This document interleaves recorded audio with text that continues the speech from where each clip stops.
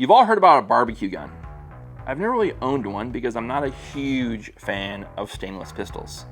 But I have my first barbecue gun, and even though we just had the 4th of July, here in Utah, we get a double dip in the month of July. Because here we have the 24th of July, Pioneer Days.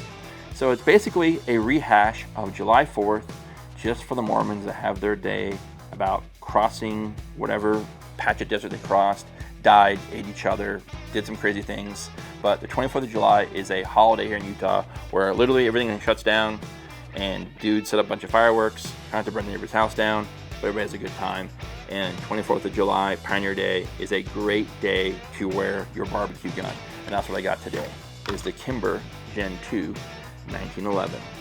And if there was ever a barbecue gun for the average common American, this is it. Let's get into it.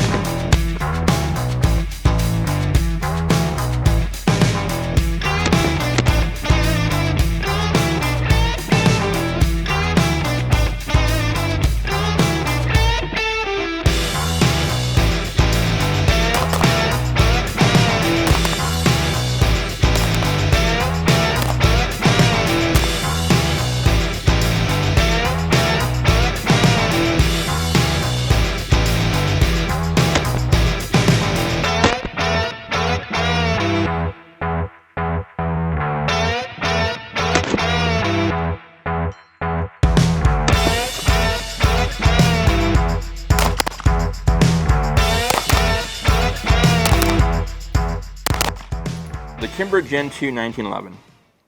This gun has a few things different, and I'm going to start off with this, right? I agree that when I say Kimber back in the day, there were some hiccups, right? There was some reservation because they did have some issues, right? And if you watch any of my content, any of the other gun tuber content out there, whether guns were purchased, whether the guns were sent in from Kimber to reviewers like myself, the QC portion of these new pistols is very much dialed. It is, in my opinion, I don't think you have to worry in the past. I've had dudes in the comments tell me I got a 2K11, didn't work. When I asked them, hey man, what was the issue? What was the not working? Crickets, right? And I get it. It's YouTube. There's going to be the dogpilers, right? There's going to be the haters. You're never going to win everybody over. But honestly, if you guys have watched this channel for any length of time, whether a gun comes into the channel, whether I bought a gun, the feedback to you is always honest, direct, and unbiased. I'm not changing any views or my opinions just because something was sent. And I told you in the past, all of this has funded this channel for many years now, and I continue to fund it if it need be, right? I appreciate all the support to the channel from vendors, but at the end of the day, it's not going to sway me to tell you something that's not true. So with this pistol, let's talk about why it's a Gen 2. So this is Kimber's new line. This pistol comes in a 9mm and a 45. The 45 is a reverse, so it is a blacked out slide, stainless frame, and I believe these are reversed where the grip is black and the insert is something different. I forget on that, but it is a reversed pistol. That's how you can visually know you're looking at a 45 and a 9. The pistol overall, there's a little bit of slide change. You'll notice it's not so rounded as a government model anymore. It's kind of got this chamfered edge right here, a little more square. I have not had a chance to put this in a standard government holster in like a Kydex. In my barbecue holster here, this 1776 leather, this is something you can find on Amazon. This is not a bad holster. It's really not. It's pretty decently made. It's good quality leather, and I like this kind of adjustable cant paddle thing right here.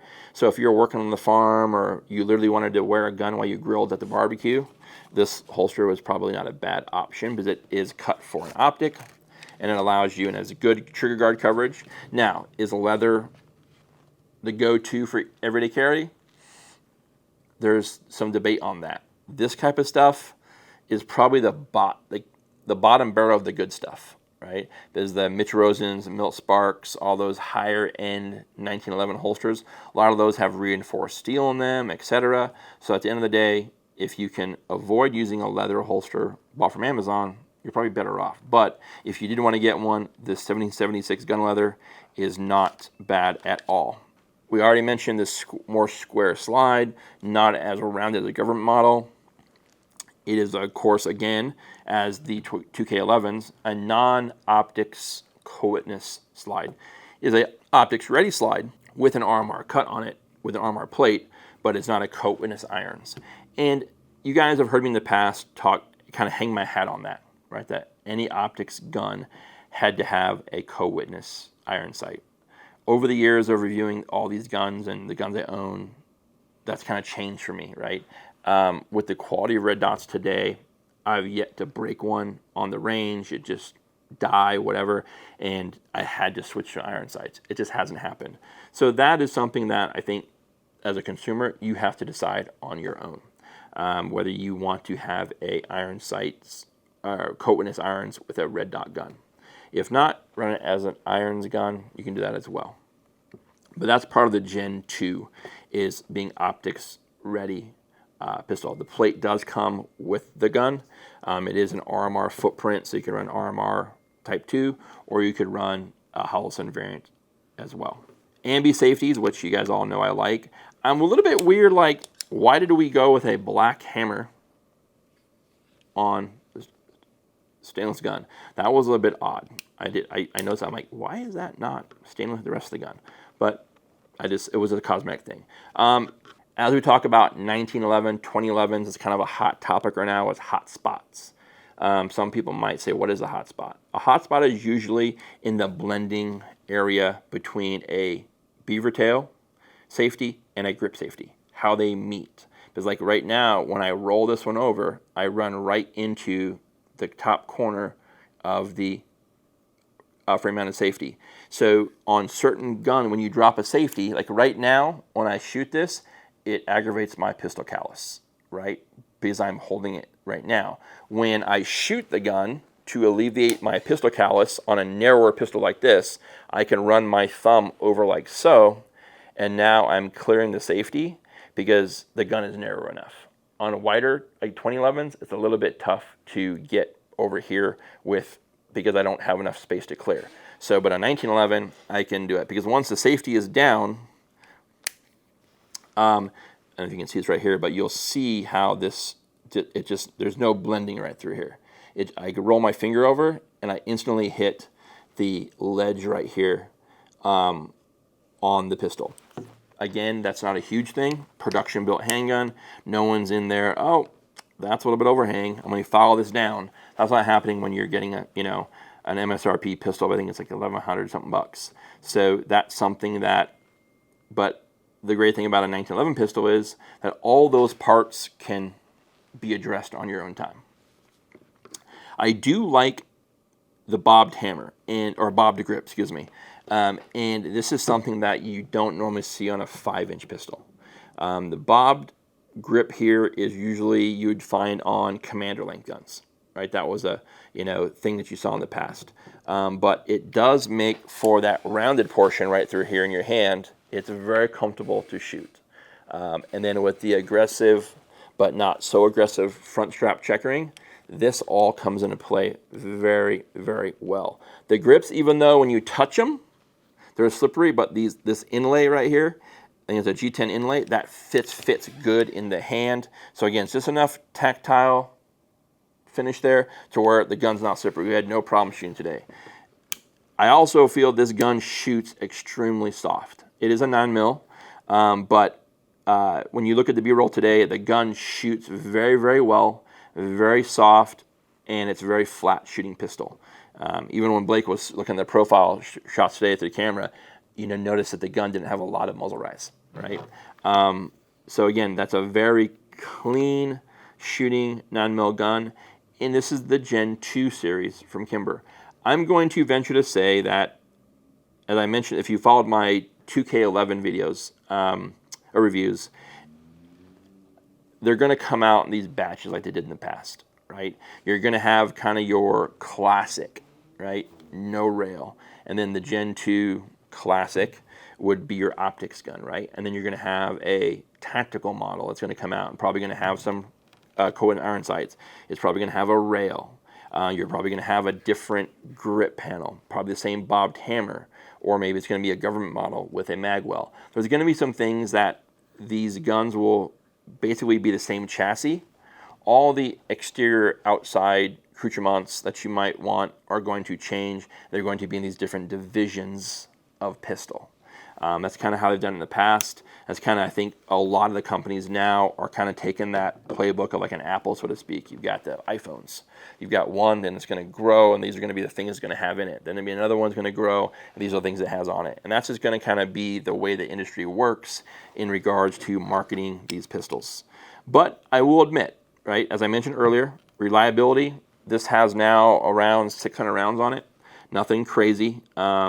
It's not a really in-depth video, guys, because at the end of the day, it's a 5-inch government 9mm pistol, single stack, single action, ambi safeties, optics ready, but it's the next generation of Kimber's product line. And those are the things that with the bobbed hammer, the front strap checkering, good clean trigger, optics ready, more of a square, chunkier chamfered slide, not the traditional rounded government. They did a very, very good job with this pistol, just because of the performance. I mean, there are a lot of guns out there right now, or a lot of reviews, I should say, on this pistol. And again, if I had an issue, I'd tell you, because I wouldn't hang my hat on saying, oh, Kimber's so great, awesome, and then a bunch of you guys get hammered with some pistols that don't work. Because these aren't being cherry-picked from media. They just come in the mail as is. But if you're looking for a 1911, and some of you guys, I get comments in the comment section, I get DMs on Instagram, you're curious about 1911, you're looking to get your first one. This is a great one.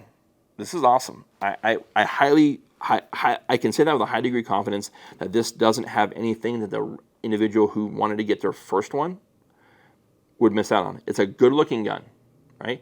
It shoots extremely well. I would definitely say get a 9mm over 45 just because they're easier to shoot, they're funner to shoot. But if you want the classic and you want to be traditional and you want to be a purist, then 45 is the way to go. But I'm glad they offered both. I don't know if they're going to offer any other calibers like 10mm or anything like that, but as of right now, it comes in two guns, two calibers. That's the 9mm and the 45, and that's the Kimber Gen 2 1911. Holsters, again, I'll probably have some updates on that through Instagram, but I'm going to bet money this has no issue whatsoever fitting standard 5-inch government holsters. No rail, of course, from the light, but at the end of the day, this is something you'd probably carry on an inside the waistband holster or maybe in a outside waistband leather or Kydex holster.